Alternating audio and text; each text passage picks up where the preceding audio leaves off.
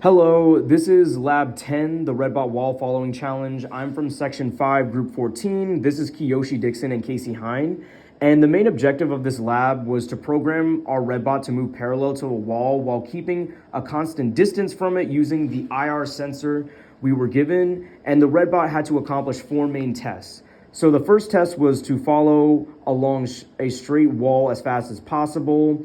The second test was to react to changes in distance to the wall. The third test was to turn around an outer corner, and the fourth test was to turn around an inner corner. And then finally, we needed to use a combination of all of the tests I just mentioned. So in order to accomplish this task, we were given a code by the TAs, and here's how we modified it. The first value we see in the code is 300, and this represents the distance from the IR sensor to the wall. And our group decided to just leave this value alone and then modify all of the other values we were given in the code around the IR distance sensor value. So we kept 300 as is.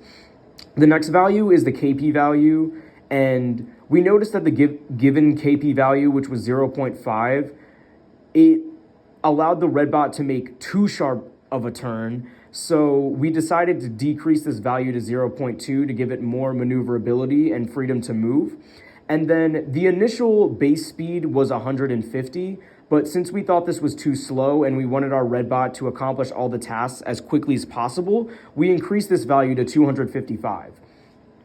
And then for our if statements, we decided to essentially have the RedBot move at 255 speed, and if it ever went over or below this value, then the motors would automatically reset themselves back to the original value of 255. So those were our if statements.